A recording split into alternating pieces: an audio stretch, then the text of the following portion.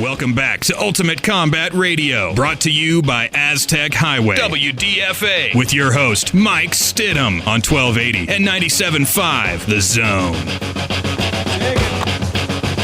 Ultimate Combat Radio, Mike Stidham here, talking a little mixed martial arts. Now, our missing compadre, he's not in studio with us because he's out fulfilling duties required of a coach. He's out cornering one of his guys who is fighting tonight. Brandon the Kiser. Kiser, how you doing, my man? Oh, man, I'm so good. I've never been so excited to be on the radio show, Mike. Well, we've never been so excited to have you call in. We like having you in studio here, but I'm excited to have you on the air because this is a question that really originated with Damage Control and Brian Yamasaki posing the question whether grapplers are fighters and where grappling matches are fights or not. And I don't know, were you able to hear the previous segment? Man, I have been listening to the entire show, and I have so much to say about everything you've talked about. All right, well, good stuff. I'm not one of those callers that called in and hasn't been listening to the show, and it's like, what are you guys talking about? Well, I'll tell you what. Why don't we just hand you the microphone and let her rip? First of all, answer the question, then get at it, man. Dude, okay. Fighters, grapplers, no. Competing in a grappling tournament does not make you a fighter. I'm going to the Mark Schultz seminar. I can't wait. I would not say this if he was sitting in the studio with us. But being a wrestler and competing in a grappling tournament does not make you a fighter. And I'll tell you why I'm so passionate about this and where this originated. I was hired to teach a jiu-jitsu seminar, and I went out to a taekwondo school, and they were looking to bring some ground game into their curriculum. So I went out to teach, and I walked in, and the owner of the gym says, "Hey, man, we're real excited to have you, but one of my kids knows this guy named Ricky Lundell, and Ricky Lundell says that he already beat you in a fight and that he should be the one teaching this tournament, or this seminar, rather." Now, I have never talked to Ricky about this, so that's obviously hearsay, but that's what I was told, and I said, I was beaten in a fight. No, I was not beaten in a fight by Ricky Lundell. Are you sure the guy's name wasn't Donnie Raines? Because that's the only guy I've ever lost to in a fight. And the guy goes, no, his name's Ricky Lundell. He says he beat you in a fight, so why don't I have him in here instead of you? And I'm like, I have no idea what you're talking about. And I was teaching the seminar, and I was swirling it around a little bit, and I was like, hey, you know what? I competed back in the day at the Ultimate Combat Training Center in a sub-persona grappling tournament that you put on. And I went all the way through the tournament and wrestled for first place against Ricky Lundell, and he beat me. So I took second, he took first. And that was my first experience with a grappler calling themselves a fighter. And saying that he beat me in a fight and then going around and telling people that he had beat me in a fight so he was more qualified to teach the seminar was just amazing to me. So I continued training and grappling and competing, and as I was traveling around, I was like, noticed that all these jiu-jitsu guys were calling themselves fighters, and I thought, no, you're not a fighter.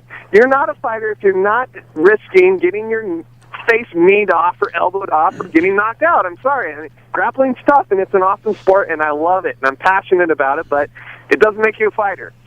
So that's kind of where that whole thing originated. Joe Martinez said on Facebook that he woke up the next day sore. I bet every football player wakes up the next day sore after a game. That doesn't make them fighters. I bet the guys they're going up against are trying to hurt them. That doesn't make them fighters. But you know what? I give a lot of credit to Joe because he's one of the few fighters who grapples and then says grappling tournaments are fights. So I give props to Joe for that. Absolutely. What is a fight to you then? You said what the grappling. What is a fight to you? Just MMA or Taekwondo or karate, kickboxing? MMA 100% a fight. And the question was put online about Muay Thai, and Muay Thai is so scary. I'm really nervous to say that that's not a fight because a guy can grab you and knee you in the face. It's like that's pretty much a fight to me. So. I know, we can argue semantics, but I'm going to say MMA and Muay Thai, those are fights, man. If you can grab a guy behind the head and drag your knee through his face, you're in a fight. That's just my take on it. You know what I find is so interesting that we have several martial artists on the panel, if you will. We've all been involved in this for a long, long time, and we all have different opinions of it, of where you draw the line. I think that's interesting. Well, and like I said, again, props to Joe. Me and Joe disagree on everything. He's always right. It drives me crazy because every fight I pick, I'm wrong, and he ends up winning. But, Joe, I think you're wrong on this, and I still love you and I respect you because you are one of the few grapplers who is a fighter that says grappling is a fight, and that's freaking awesome. I got to tell you, I'd rather get punched in the face and knocked out than have my arm broken like Ronda Rousey did over the weekend Like in an I MMA said, or man, in a grappling match. I respect your opinion on that. Now, Tony 2012. Okay. You were listening. Dude, it blows up all over the internet. This filmmaker is out there fighting for his cause. And then all of a sudden, like you see anytime something gains popularity, there's this huge backlash of people saying that, they're picking this guy apart. Yeah. And they're saying this isn't a good cause, it's crap. You know what? That's the purest manifestation of haterism that you can ever ask for right there. Amen, You know brother. what? Instead of getting on Facebook and picking apart causes other people are fighting for, Start your go own. on there and be behind something, man. Yeah, I agree. I totally agree. Everybody I run into is like, oh, this Tony thing, they're picking him apart. I'm like, what are you for? I'm not really for anything. I Stand just for like a cause, huh? I like to see what other people are into, and then I like to pick it apart. Well. Kiser, So- you are worked up tonight. Are you okay? Oh, man. Yeah, okay, last thing. I'm down to the still fist fight.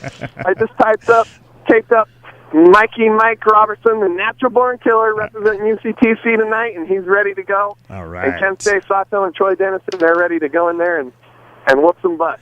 Well, Brandon, I am excited. You got me excited. I'm going to come down to the fights just because of your energy level, just to hang out with you, man.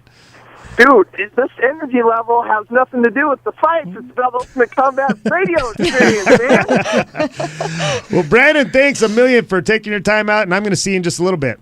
All right. I'll see you soon. Thanks, guys. How cool was that? I think it was very cool. I actually think that he just out-energied the smiley, happy fighter guy. He may have. That was We the should have happiest cut guy we him ever- off. That was awesome. So now, Big Joe, lots going on. Let's cut to the chase and get to it. What's going on in the MMA world? MMA world. Did you have more on the fighter? Do you want to put your 2 cents in there? Just real quick, I think if any form of combat, via wrestling, jiu-jitsu, MMA, karate, I think that's a fight. Football, if you go, soccer.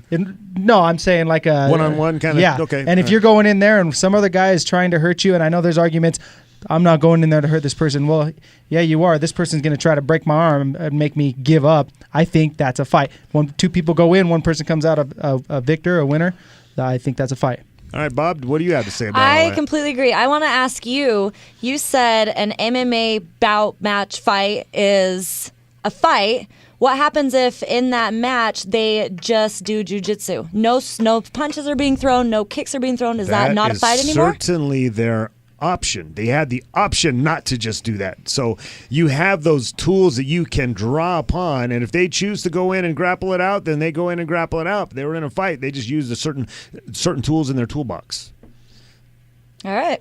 Okay, I there you still don't agree. I agree with Joe. I think You guys can both be wrong. That's okay. All right, Joe, let's get to the world of the UFC. The biggest topic right now, how about Rhonda Rousey, man? This chick is tough. She's the real deal. There's no doubt about it. Came out, and Meisha Tate's tough. She went longer than most girls that went with her, but that armbar was wicked. It was Joe, and I believe I'm getting this correct. I don't remember the baseball player that pointed to the stands and said Ruth. Babe Ruth. I don't follow baseball, but when you can come out and say, "I am going to armbar you 5 times out of 5 at a world-class level," oh my Lord. That's pretty impressive. and one of the most brutal arm bars I've ever seen. And you guys all said that fight was Oh, overhyped. geez, coming from the one that said this fight's overhyped last week, the most overhyped fight. Yeah. It was hyped just enough. That was it was exciting. And, and again, when you watch a girl, any athlete that can call their shot like that and back it up on a consistent basis, she's 5-0. She hasn't done it 5 times. She's done it every time, and so, yeah, kudos. She's actually, her amateur record, I think she's 8-0 now, and they're all arm bars. Well, there you go. So, And that was her longest match. match fight bout. 4 minutes. The best part about it is Meisha Tate's boyfriend is a fighter, Caraway, I believe his name is, and he was saying stuff on Twitter or whatever, and she said, I'll armbar you too. And I don't doubt she would. She would. She is tough, man. Yeah, she's impressive. It did really well, 431,000 views. I think they're headlining women headlining. It worked out well for him, and I think that Rhonda Rousey is just kind of her personality worked out great for him. I still didn't like all the catty crap that went on before. I think it's great that the fight turned out well, but man, I sure could have done without all the other stuff. Yeah. And then UFC on FX2 on Friday night. Just real quick, man, Steven Siler came out, got a big win over Cole Miller. Yeah, excited about that. But our man, Court McGee came up short. He came up short, but, he's tough. He'll come back from it, and I think he'll learn from it and come back and get a big win. What about this, Joe? There's only one UFC in the entire month of March. What's going on there? I have no idea. We've had 19 in the last month. Yeah, I know. and there are 4 Bellator events, which are kind of going to fill the gap, but only one UFC. You know what? I think one of the big things is that starting the Ultimate Fighter Live is tonight. Yeah. And 16 live matches. So, and they're going to be going on every week. So I think that's kind of a big deal. They're going 13 weeks solid. They're doing... not only that, they're doing Australia, Japan. Yeah. They're all over the place. They're spreading themselves pretty thin, but I think I'm excited about the live. I've been excited about the tough show since Berkman was in back in the early days, just because I knew him, But after that guy peed in the other guy's pillow, I just couldn't get into the show. But now it's going live, and I don't think you can do any of that peeing live. Well, what they're doing is so tonight they're just doing the preliminary fights to get in the house, and then they're going to film for the week and cut it, edit it, and show it Friday, and then the fights will be live on Friday nights. Cool stuff, man. So it's gonna be interesting to watch, and it's risky. It is. But I like the fact that they're taking that risk, And Dana White's always pushing the envelope, always trying to get better, always trying to get bigger. I like it. I really like it. And Dana White said, it's with Spike TV. They didn't have sports shows. They didn't run long and stuff like that. Fox, they're ready for all this stuff. They're professionals, they do the sports, and they run. Like their last show went a half an hour long, and it's no big deal. Fox. Well, I imagine the budget is just much different between the two. So anything else exciting? We got less than a minute here. Real quick, talks about, we got the Frankie Edgar-Ben Henderson rematch. They did put the rematch together. And the craziest thing, Edgar is favored to win it.